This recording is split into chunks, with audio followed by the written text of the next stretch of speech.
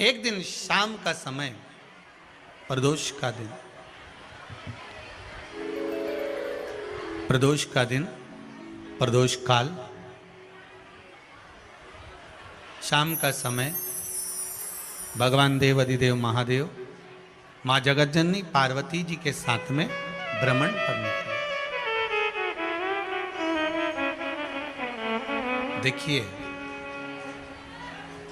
अगर प्रदोष का व्रत नहीं कर सकते, प्रदोष के दिन आप व्रत नहीं कर सकते, मान लो आपसे भूखा नहीं रहा जाए, प्रदोष का व्रत नहीं कर सकते, प्रदोष के दिन आप भूखे नहीं रह सकते, मंदिर भी नहीं जा सकते, दिया भी नहीं लगा सकते, तो शिव महापुराण की कथा कहती है कि प्रदोष के दिन, प्रदोष काल में अपने ही दरवाजे के पास में देवाधिदेव महादेव का स्मरण कर कर लक्ष्मी की वृद्धि के लिए,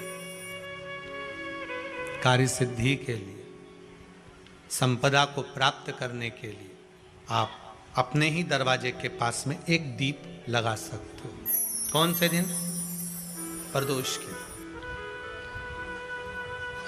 एक बात और अच्छे से समझ लीजिए, जो बच्चे चिड़चिड़े होते हैं, चाहे घर में बेटे हों, बहुएं हों, सास हो, ससुर हो, परिवार में छोटे छोटे बच्चे हों, चिड़चिड़ प्रवृत्ति करते हों या चिड़चिड़ा स्वभाव हो, जरा जरा सी बात में क्रोध आ जाता हो, बोलने का भान नहीं रह पाता हो, शब्दों के बाण चलते हों, तो महाराज प्रदोष के दिन, प्रदोष काल में बेलपत्री के पेड़ के नीचे एक, जो पत्ता आपके पास में हो, पान का मिल जाए तो पान का, पीपल का मिल जाए तो पीपल का, बेलपत्र का मिल जाए तो बेलपत्र का, उस पत्ते पर मात्र थोड़ा सा शहद और 7 दाने चावल के रखकर घी का दिया लगा दो महाराज, और थोड़ा सा जल हाथ की अंजलि में लेकर भगवान देवाधिदेव महादेव का स्मरण कर कर कि इस बेलपत्री के वृक्ष के नीचे माता लक्ष्मी, पार्वती, सरस्वती विराजमान है। इसी बेलपत्री के पेड़ के नीचे मेरे देवाधिदेव महादेव का 12 ज्योतिर्लिंग का स्वरूप प्रकट है। उनका स्मरण कर कर जल चढ़ा दीजिए और उसका स्मरण कर लो जो चिड़चिड़ प्रवृत्ति करता हो, क्रोध करता हो, जिसको बोलने का भान नहीं होता हो, सम्मान नहीं देता हो, अपशब्द कहते हो, उनका स्मरण कर कर आप छोड़ेंगे। एकदम एक प्रदोष करेंगे, दूसरे प्रदोष तक तो आपको कोई दिक्कत ही नहीं। 2-3 प्रदोष कर कर देखिए, बाबा कृपा करें। बच्चों को पढ़ने का कह रहे हो, पढ़ने बैठो, पढ़ने बैठो, पढ़ने बैठो, पढ़ने बैठो, तो एक आध प्रयास बच्चों के लिए भी कर लिया करो कि भाई ठीक है, बच्चे लोग विद्या में प्रबल होंगे।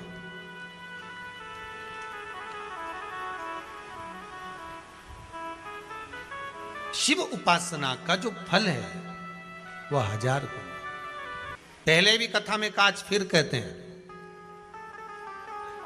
शिव मंदिर में जल बाद में चढ़ाना, शंकर के मंदिर में जाकर पंचामृत स्नान बाद में कराना, शंकर जी के मंदिर में जाकर पूजन बाद में करना, पहले थाली एक और रखकर शिव मंदिर में झाड़ू, पोछा या जो बेलपत्री, निर्माल्य जो भी रखा हो, उतरा हुआ सामान, उसको भरकर कहीं एक और जहाँ मंदिर वाले रखते हों वहाँ ले जाकर रख दो। झाड़ू पोछा एक बार जरूर।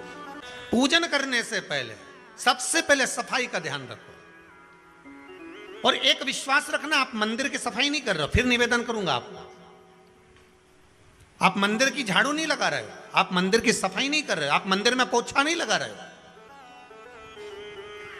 जितना हाथ आप मंदिर में फेर रहे हो सफाई के लिए, उतना आपके जीवन में जितना दुख है, जितनी तकलीफ है, जितना कष्ट है, जितनी बीमारी है, उस पर हाथ फेर रहे हो, मंदिर में नहीं फेर रहे हो।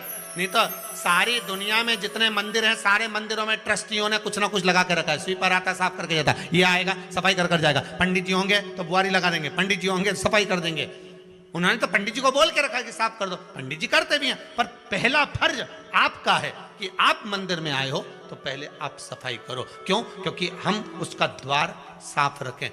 आज के समय में तो एक नियम हो गया साहब कि मंदिर में जाते हो तो मंदिर के दरवाजे पर चप्पल उतार के जाते हो, नहीं तो शास्त्र रीति तो ये कहती है कि मंदिर में भगवान सामने बैठा है तो उसके सामने चप्पल भी नहीं उतरना चाहिए।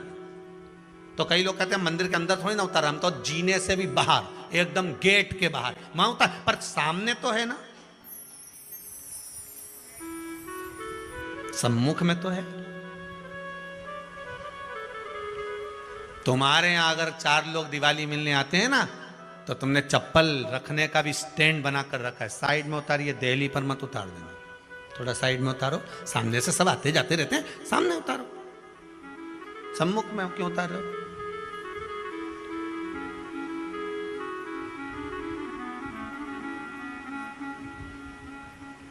थोड़ा द्वार पे से दूर उतारिए।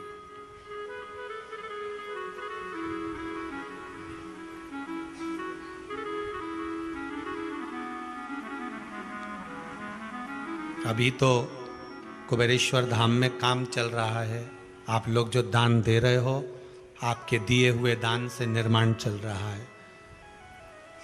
अभी तो आप पहनकर जूता चप्पल भी अंदर आ जाते हो, भले दूसरे मंदिरों में चप्पल पहनकर हमने देखा है, आधिकाधिक मंदिरों में, ब्रजभूमि पर भी बहुत मंदिरों में लोग अंदर जूता पहनकर चले जाते हैं, पर जब तक बाबा नहीं बैठा तब तक तो आप पहनकर आ रहे हो। जिस दिन बाबा कुबेरेश्वर धाम में आकर बैठ गया उसके बाद वो दोनों गेट पर चप्पल बाहर ही रहे।